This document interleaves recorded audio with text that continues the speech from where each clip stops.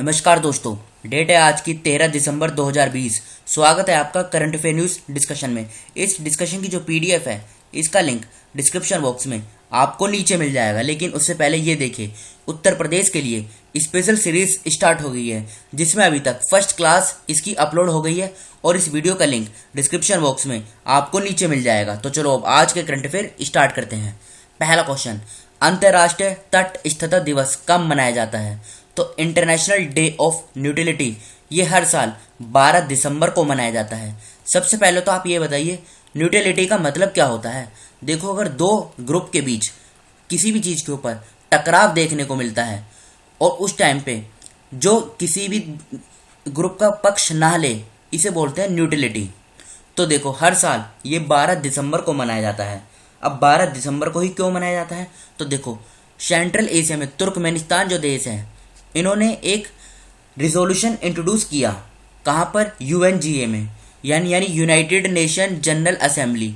और इन्होंने फिर उसको अडॉप्ट किया कब? 2 फरवरी 2017 में जब इन्होंने ये अडॉप्ट किया तो इन्होंने ये घोषणा की कि अब से 12 दिसंबर को हर साल इंटरनेशनल डे ऑफ न्यूट्रलिटी मनाया जाएगा।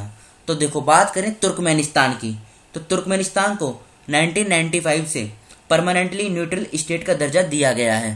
तुर्कमेनिस्तान कहाँ पर है? सबसे पहले आप ये देखिए, देखो ये है सेंट्रल एशिया में तुर्कमेनिस्तान।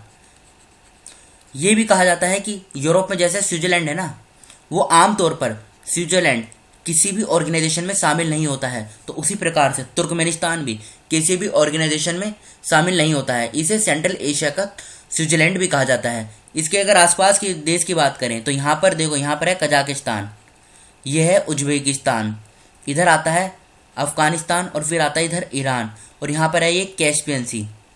इस प्रकार के क्वेश्चन एग्जाम में पूछे जाते हैं। कैपिटल की बात करें तो अशखाबाद इसकी कैपिटल है, और ये गुरबांगुली बर्दिमुहामेदोव ये यहाँ के राष्ट्रपति हैं तुर्कमेनिस्तान के। देखो, एग्जाम में किस तरीके का क्वेश्चन पूछा जाता है। पूछा जाएगा कि ये ऊपर तक कैस्पियन सी है और नीचे आता है ये आपका पर्शियन गल्फ, तो इनके बीच में कौन सा देश आता है? तो ऑप्शन में दे दिया जाएगा ईरान, फिर आएगा अफगानिस्तान, पाकिस्तान, तुर्कमेनिस्तान। तो ईरान इस क्वेश्चन का सही आंसर होगा। देखो, ये ईरान है जो ऊपर कैस्पियन सी और नीचे है पर्शियन गल्फ, इन दोनों के बीच में आता है। तो बात हुई है इसमें डेज वाले क्वेश्चन की, तो अब दिसंबर महीने के सभी डेज को हम कवर कर लेते हैं। ये देखिए आप, सबसे पहले 1 दिसंबर को क्या मनाया जाता है? World ads day. 2 दिसंबर को वर्ल्ड कंप्यूटर लिटरेसी डे।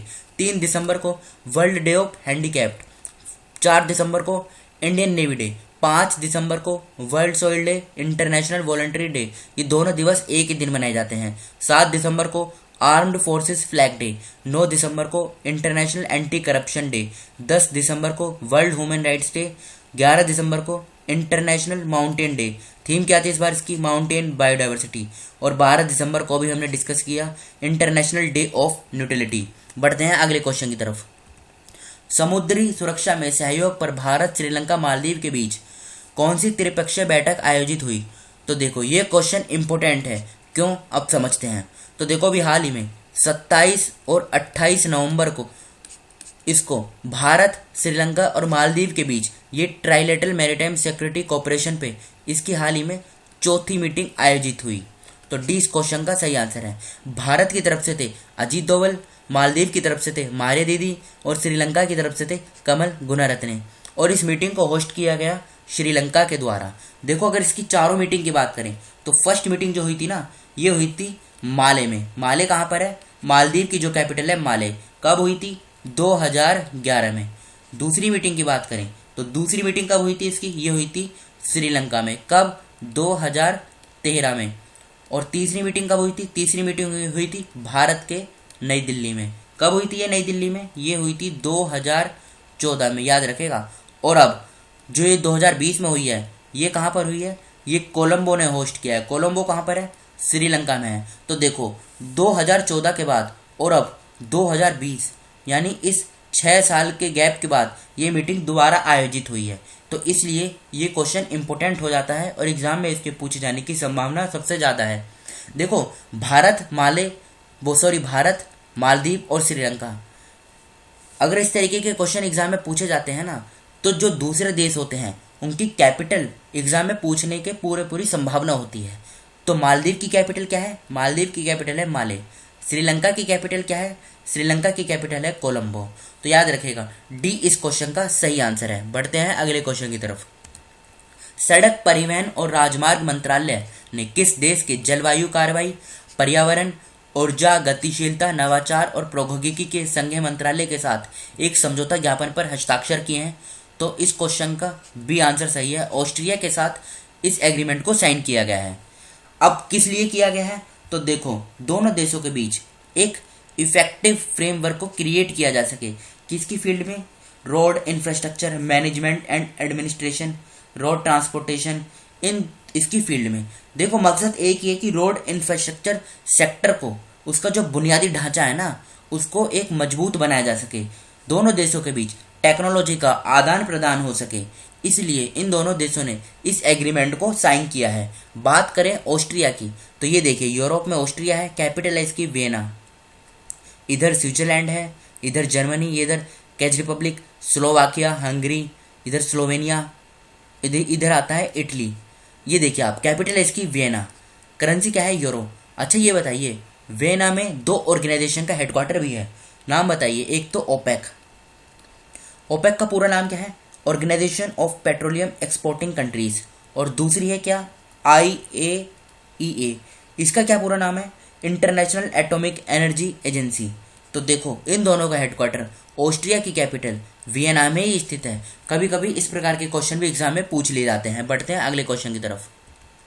किस राज्य के मंत्रिमंडल ने ताजपुर में एक गहरे बंदरगाह के निर्माण को मंजूरी दी है? तो अभी हाल ही में पश्चिम बंगाल का जो मंत्रिमंडल है, उन्होंने ये एक गहरे बंदरगाह के निर्माण को मंजूरी दी है, ताजपुर को। ताजपुर कहाँ पर है? सबसे पहले ये देखिए आप, देखो ये पश्चिम बंगाल का मैप है और यहाँ पर नीचे साउथ में है, इधर ये ताजपुर। तो याद रखिएगा, लोकेशन भी पूछ ली जाएगी कि ताजपुर कहाँ पर है, तो ये पश्चिम बंगाल में है। और देखो, ये जो पूरा प्रोजेक्ट बनेगा ना, ये सी पोर्ट जो बनेगा, इसमें खर्चा आएगा टोटल 15,000 करोड़ रुपए की लागत से इस प्रोजेक्ट को तैयार किया जाएगा और 25,000 लोगों को रोजगार प्रदान किया जाएगा इस प्रोजेक्ट की सहायता से। अब बात हुई है पश्चिम बंगाल की। कैपिटल क्या है? कैपिटल की बात करें, कलकत्ता इसकी कैपिटल है। ममता बनर्जी मुख्यमंत्री हैं, जगदीप धनखड़ राज्यपाल हैं। 23 जिले हैं, लोकसभा की 42 सीटें, राज्यसभा की 16, विधानसभा की 294। बाउंड्री की बात करें, सिक्किम, आसाम, उड़ीसा, झारखंड, बिहार, 5 राज्यों के साथ सीमा लगती है। कलकत्ता में हाई कोर्ट है, TB राधाकृष्ण मुख्य न्यायाधीश हैं। जुरिस्डिक्शन की बात करें, पश्चिम बंगाल और अंडमान और निकोबार आइलैंड की जो जुरिस्डिक्शन है, ये कलकत्ता हाई कोर्ट के अंतर्गत आती है। ADB ने वित्त वर्ष 2020 के लिए भारत की GDP ग्रोथ रेट कितना रहने का अनुमान लगाया है? तो ये लगाया गया है -8%। तो सी इस क्वेश्चन का सही आंसर है। बात हुई है ADB की, एशियन डेवलपमेंट बैंक इसका पूरा नाम है। फाउंड कब हुआ था? 1966 में, 19 दिसंबर को। हेडक्वार्टर की बात करें तो फिलीपींस की जो कैपिटल है मनीला, वहाँ पर एक जगह है मंडलयुयोंग, यहाँ पर इसका हेडक्वार्टर है। मसासुगु असाकावा ये अध्यक्ष है एशियन डेवलपमेंट बैंक के। इजराइल के साथ समझौता करने वाला चौथा देश कौन बना है? तो ये बनाया है अभी हाल ही में मोरक्को। देखो, इजराइल और UAE इन दोनों देशों के बीच टकराव बहुत देखने को मिलता है, लेकिन अभी इसे सुलझा लिया गया है। तो पहला देश तो बन गया है UAE, दूसरा कौन सा बना है? दूसरा बना है बहरीन, तीसरा कौन सा बना है? सूडान, और अब चौथा बन गया है मोरक्को। तो याद रखेगा, इस प्रकार से अरेंज ऑर्डर में भी एग्जाम में पूछा जा सकता है। अब इनकी लोकेशन देखिए, मोरक्को कहाँ पर है? ये रहा मोरक्को, अफ्रीकन कॉन्टिनेंट में नॉर्थ वेस्ट साइड में है मोरक्को। कैपिटल क्या है इसकी? रबत। बात करें इसके इजराइल की, देखो एग्जाम में कभी कभी इस प्रकार का क्वेश्चन भी पूछ लिया जाता है, ये अभी न्यूज़ में था तो इसलिए इसकी भी लोकेशन देख लेते हैं। देखो, ये इजराइल है, ऊपर लेबनान है, यहाँ पर सीरिया है, इधर जॉर्डन और ये इजिप्ट। इस लोकेशन को इसलिए डिस्कस किया जा रहा है क्योंकि एग्जाम में पूछ लिया जाता है। तो देखो, इजराइल की बाउंड्री समुद्र के साथ लगती है, इधर ये मेडिटेरियन सी है, लेबनान की भी लगती है, लेकिन ये जो जॉर्डन है ना, इसकी नहीं लगती है। एक बार UPSC में ये क्वेश्चन पूछा गया था कि कौन सा देश ऐसा है जिसकी बाउंड्रीज मेडिटेरियन सी के साथ नहीं लगती है, तो ये है जॉर्डन। अब देखो, ये जो सभी देश इसमें डिस्कस हुए हैं ना, इनकी एक बार कैपिटल देख लेते हैं। तो UAE की कैपिटल की बात करें तो क्या है? Abu Dhabi. बहरीन की कैपिटल की बात करें क्या है, मनामा। सूडान की कैपिटल की बात करें, क्या है, खार्तूम। और मोरक्को की कैपिटल क्या है, रबत। इजराइल की कैपिटल क्या है, जेरूसलेम। और लेबनान की कैपिटल क्या है, लेबनान की कैपिटल है बेरत। देखो ये कैपिटल इसलिए डिस्कस की, एग्जाम में सीधा सीधा क्वेश्चन बनता है। नासा अपने आर्टेमिस मिशन प्रोग्राम के तहत 1970 के बाद पहली बार कितने अंतरिक्ष यात्रियों को चंद्रमा की सतह पर भेज रहा है? तो इस क्वेश्चन का सी आंसर है, सही है, 18। इसमें 9 तो पुरुष होंगे और 9 इसमें फीमेल होंगी, याद रखेगा। अब इम्पोर्टेंट इसलिए क्योंकि इसमें भारत के जो इंडियन अमेरिकन एस्ट्रोनॉट है, नाम क्या है, राजाचारी। राजाचारी ये भी इसमें शामिल है। देखो जो दूसरे स्पेस एजेंसी के जो प्रोग्राम होते हैं ना इस प्रकार के, वो कम इम्पोर्टेंट होते हैं, लेकिन बात हुई है नासा की, तो इसके बारे में देख लेते हैं। नासा का पूरा नाम क्या है? नासा का पूरा नाम है national aeronautics and space administration. गठन कब हुआ था? 1958 में। और 1958 में ही DRDO इसका भी गठन हुआ था, याद रखेगा। हेडक्वार्टर की बात करें तो वॉशिंगटन DC में इसका हेडक्वार्टर है। और वॉशिंगटन DC में IMF और वर्ल्ड बैंक और जो ये स्पेस एजेंसी है नासा, इन तीनों का हेडक्वार्टर एक ही जगह पर है। बढ़ते हैं अगले क्वेश्चन की तरफ। केंद्रीय मंत्रिमंडल ने भारत में बड़े पैमाने पर वाईफाई नेटवर्क को खोलने के लिए PM wifi access network interface शुरू करने का निर्णय लिया है। इसका नाम क्या होगा? तो इसका नाम होगा PM वाणी। डी इस क्वेश्चन का सही आंसर है। मकसद की बात करें तो देखो पूरे देश में वाईफाई का जो नेटवर्क है ना, इसका मतलब इसको बिछाया जा सके, एक तरीके से दूर दराज के एरिया में भी वाईफाई को पहुंचाया जा सके, ये सरकार का मेन मकसद है। तो डी इस क्वेश्चन का सही आंसर है। और इसके लिए सरकार 1 करोड़ डाटा सेंटर भी सेटअप करेगी।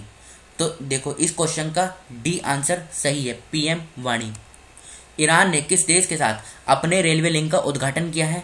तो अभी हाल ही में ईरान ने अफगानिस्तान के साथ ये फर्स्ट रेलवे लिंक का उद्घाटन किया है। $75 मिलियन की सहायता से इस प्रोजेक्ट को तैयार किया जा रहा है, जिससे क्या होगा, ईरान और अफगानिस्तान दोनों के बीच में जो ट्रेड होगा ये एंश्योर होगा, एनहेंस होगा। देखो अब यहाँ से क्वेश्चन पूछा जाता है, ये जब अभी हमने पहले भी डिस्कस किया था, ये है कैस्पियन सी और ये है पर्शियन गल्फ। इन दोनों के बीच में कौन सा देश आता है? तो ये आता है ईरान। ये यहाँ पर एक स्टेट है, नाम क्या है, स्ट्रेट ऑफ हॉर्मूज। कभी कभी एग्जाम में पूछा जाता है स्ट्रेट ऑफ हॉर्मूज कहाँ पर है, तो ये पर्शियन गल्फ और इधर एक और गल्फ आता है, कौन सा आता है, गल्फ ऑफ ओमान। इन दोनों के बीच में है। बढ़ते हैं अगले क्वेश्चन की तरफ।